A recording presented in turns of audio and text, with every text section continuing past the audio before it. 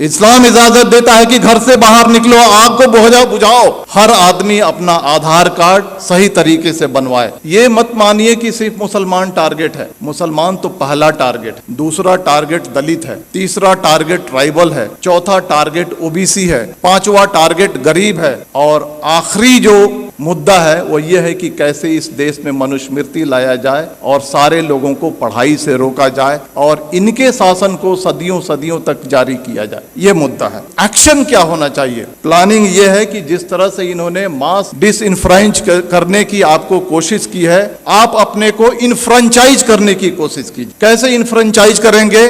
अपने सारे voting documents को प्रॉपर तरीके से सबसे पहले बनाइए। आज ही जा करके हर आदमी अपना आधार कार्ड, अपना इलेक्शन आइडेंटिटी कार्ड, बाकी सारे कार्ड्स सही तरीके से बनवाए। जो आदमी घर शिफ्ट करता है, शिफ्टिंग के बाद मैंने किताब लिखी है, उसमें कहा गया है कि अगर एक दलित और एक मुसलमान अगर अपने घर को शिफ्ट करता है तो उसके नाम को डिलीट कर दिया जाता है। आप जहां पर जाते हैं नए तरीके से अपने नाम को ऐड कीजिए। आपके मेल को फीमेल लिखा जाता है, आपके फोटो को चेंज कर दिया जाता है। बीजेपी के लोग फॉर्म नंबर 7 के थ्रू आपके वोटर आइडेंटिटी कार्ड को चैलेंज करते हैं। बिना इंक्वायरी के इलेक्शन कमीशन आपके वोटर आइडेंटिटी कार्ड को खत्म कर देता है। आप सजग नहीं है। सबसे पहले आप सजग होइए, सबसे पहले अपने कार्ड्स बनाइए। कार्ड्स बनाने के बाद जो वोटर लिस्ट है उसको उठाइए और देखिए कि महमूद आलम अगर लिखा हुआ है तो उसका स्पेलिंग सही है क्या? हम मेल हैं तो मेल है क्या? फीमेल हैं तो फीमेल है क्या? हमारा फोटोग्राफ है क्या? इन सारी चीजों को इंश्योर कीजिए और इंश्योर करने के बाद आप यूनाइट होइए। और यूनाइट होने के बाद जिस तरह से इलेक्टोरिकली ये सरकार आपके सर पे बैठी है, उसी तरह से इलेक्टोरिकली इस सरकार को उठा के फेंक दीजिए। जिन लोगों ने कहा था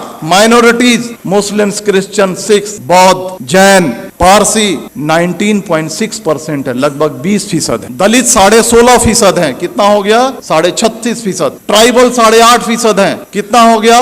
45% हो गया। अगर सेकुलर जो हमारे ओबीसी हैं और सेकुलर जो हमारे अपर कास्ट हैं, अगर इनको मिला दिया जाए तो हमारी तादाद 60 के ऊपर जाती है। और अगर हम चाह लें प्रॉपर तरीके से यूनाइट हो जाएं, प्रॉपर तरीके से अज़्म कर लें, प्रॉपर तरीके से साइलेंट रिवॉल्यूशन के लिए अगर हम तैयार हो जाएं तो इस सरकार को हम इलेक्टोरिकली उखाड़ फेंक सकते हैं। और इसके लिए आपको तैयार होने की जरूरत। तो मेरे कहने का मतलब है कि दोस्तों, ये जो सारी चीजें जो आपके सामने फैक्ट्स हो रही हैं, ये हिंसा नहीं है, ये मणिपुर नहीं है, ये कश्मीर नहीं है, ये यूसीसी नहीं है, ये सीएए नहीं है। ये एक ही है कि आपको मास स्केल पे कैसे डिसइंफ्रेंचाइज किया जाए, वोट देने के अधिकार से आपको कैसे वंचित किया जाए। इस बात को समझिए, अपने वोटिंग राइट्स को समझिए। आपकी इस देश में कद्र और कीमत क्यों है? क्योंकि आप वोट देते हैं। जिस दिन आपके वोटिंग राइट को खत्म कर दिया जाएगा, आप कीड़े मकोड़े हो जाएंगे। चाहे वो कोई भी समाज हो, चाहे वो दलित समाज हो,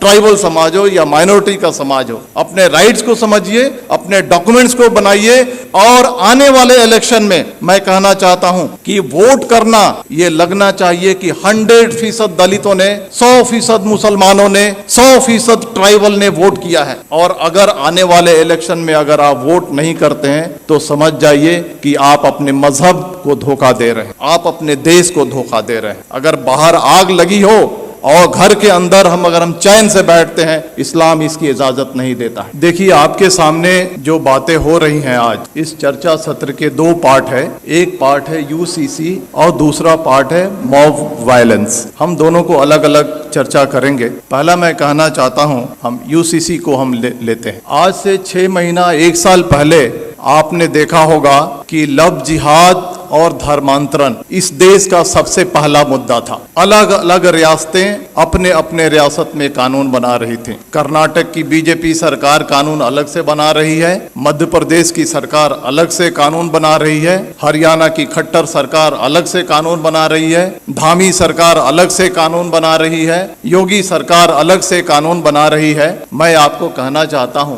कि हिंदू, मुसलमान, सिख, ईसाई, ये सारे राष्ट्रीय स्तर के मजहब हैं भारत में। अगर एक मजहब से धर्मांतरण करके अगर कोई दूसरे मजहब में जाता है, अगर सरकार को लगता है तो ये राष्ट्रीय समस्या होनी चाहिए, तो सरकार एक कानून बना करके इस समस्या को हल क्यों नहीं करती है? मल्टीपल स्टेट्स में मल्टीपल कानून क्यों बनते हैं? सरकार का मकसद है कि लव जिहाद और धर्मांतरण के जरिए जो हमारा जो सामाजिक स्पेस है उसको कम्युनलाइज किया जाए और जो इलेक्शन का जो माहौल है उसको पोलराइज किया जाए और पॉलिटिकल बेनिफिट उठाया जाए। तो बीजेपी का जो एजेंडा है, चाहे वो लव जिहाद हो, धर्मांतरण हो, या 2014 से लेकर के आज तक के जो भी फंडामेंटल चेंजेज आए हैं, ये पॉलिटिकल प्रोजेक्ट है। पॉलिटिकल प्रोजेक्ट किस लिए है? To gain political benefit. उसी तरह से यूसीसी आ रहा है। अगर सरकार को लगता है कि यूसीसी आनी चाहिए और राष्ट्रीय समस्या है, तो आसाम का चीफ मिनिस्टर हिमंता बिस्वा शर्मा क्यों कहता है कि हम पॉलीगेमी पे कानून बनाएंगे? धामी सरकार उत्तराखंड का क्यों कहता है हम यूसीसी पे ड्राफ्ट लेकर के आएंगे? आप देखिएगा मेरी बात, यू मार्क माई वर्ड, कुछ दिन के बाद योगी सरकार अलग ड्राफ्ट लेकर के आएगी, कुछ दिन के बाद मध्य प्रदेश की शिवराज सरकार अलग ड्राफ्ट लेकर के आएगी, और इसका मकसद है कि ये उनका पॉलिटिकल प्रोजेक्ट है। और पॉलिटिकल प्रोजेक्ट किस लिए है? समाज को पोलराइज करने के लिए। अब सवाल उठता है कि इसका मकसद समाज को पोलराइज करने के लिए है, तो हमें क्या करना चाहिए? जहां तक यूसीसी का सवाल है, बड़े बड़े वक्ता, बड़े बड़े दानिश्वर कहते हैं सबसे ज्यादा जो नुकसान होगा वो क्रिश्चियंस को होगा, सिख को होगा, ट्राइबल्स को होगा, दलित को होगा। हमारी जिम्मेदारी है, सरकार देखिए 2014 से लेकर के आज तक जो चाहती है वो करते आई है। अगर वो चाहेगी कि यूसीसी लाएं तो हम रोक नहीं सकते हैं, लेकिन हम जो कॉन्स्टिट्यूएंट्स जो उनको वोट करते हैं उनको ये एजुकेट कम से कम कर सकते हैं कि ये जो है आपको बर्बाद करने के लिए लाया जा रहा है। इसके कॉन्स्टिट्यूएंट्स कौन है? ट्राइबल्स हैं, दलित हैं, मुस्लिम्स हैं, अदर माइनॉरिटीज हैं। इन सब को हमको एजुकेट करना है कि आपके different language, different culture, different रहन सहन आपके मजहब को बर्बाद करने के लिए लाया जा रहा है। और ये हिंदू कल्चर नहीं थोपा जा रहा है, ये Brahmanical mindset, upper caste Hindu mentality को कमजोरों पे थोकने की ये साजिश है। इसके लिए हमको देश को आगाह करने की जरूरत है। अब आते हैं मॉब वायलेंस में, क्योंकि वो ज्यादा देश के सामने एक बड़ा समस्या है। आपने देखा होगा कि जब भी मॉब वायलेंस होता है तो इसके दो पार्ट हैं कि जो बातें रिपीट हो रही हैं उसको बोलने की जरूरत नहीं है। जो पेपर में आता है, जो सोशल मीडिया पे आता है, जो वक्ताओं ने कहा, it's a matter of record, उसको रिपीट करने की जरूरत नहीं। हम क्या नया रखते हैं उसका ज्यादा महत्व है। मॉब वायलेंस के दो पार्ट हैं, एक जो एक्चुअल जो विजिलेंटे ग्रुप और एक सरकार जो खामोशी से उसका सपोर्ट करती है। जो विजिलेंटे ग्रुप है, जो एक्चुअल क्राइम कमिट करता है, आज फ्रीली घूम रहा है, हथियार कलेक्ट कर रहा है, क्राइम कर रहा है, माइनॉरिटीज पे वार कर रहा है,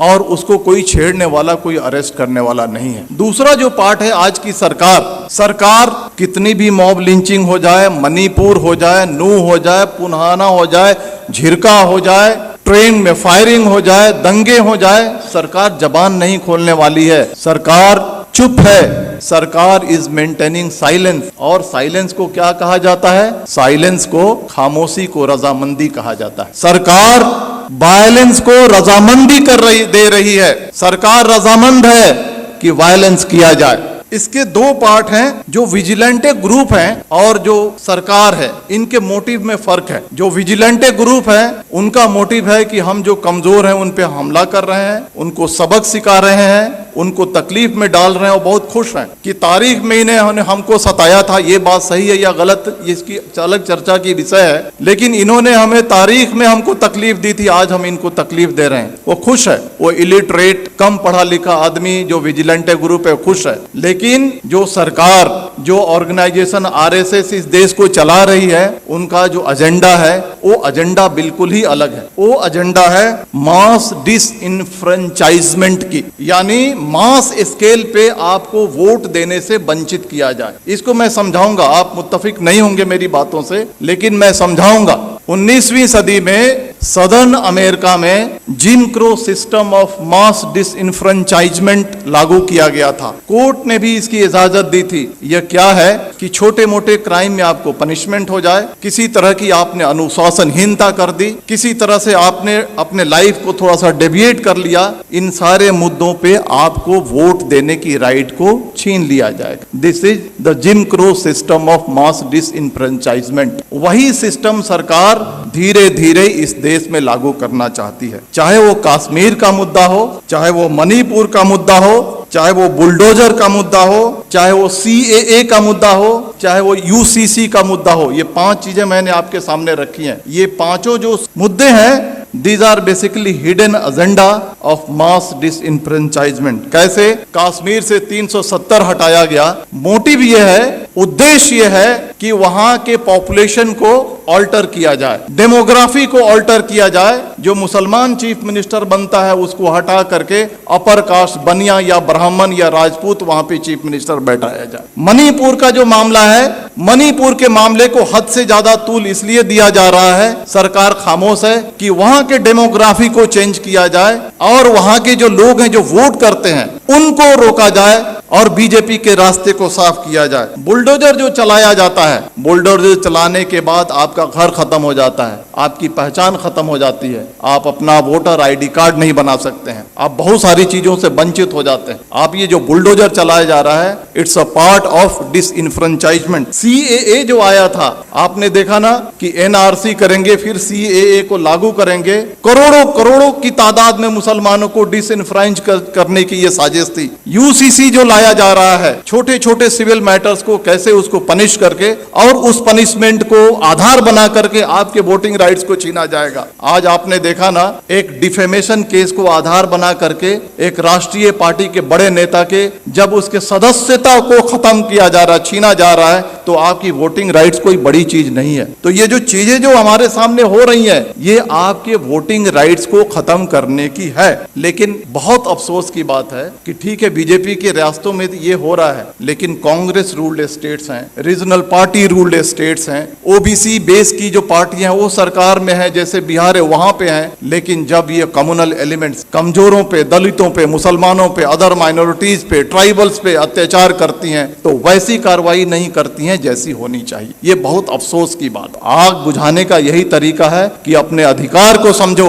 ये नहीं कि हम तफरीह पे निकल गए, ये नहीं कि हम बिहार के हैं तो हम बॉम्बे में हैं तो हम वोट नहीं करेंगे। 10-10 हजार रुपए खर्च करो, फ्लाइट से जाओ, 1 महीना की तनख्वाह को अपने खर्च करो, लेकिन जहां पे तुम्हारा वोट है वहां पर जाकर के 100% ऐसा रिकॉर्ड होना चाहिए, हिस्ट्री में ये बात आनी चाहिए कि आने वाले इलेक्शन में जितने जो कमजोर तबके थे भारत के, उन्होंने 100% वोटिंग की, और तभी जाकर के ये देश बचेगा। इतनी ही बात करके मैं अपनी बात खत्म करता हूं। धन्यवाद। जय भारत, जय Hind. Thank you very much.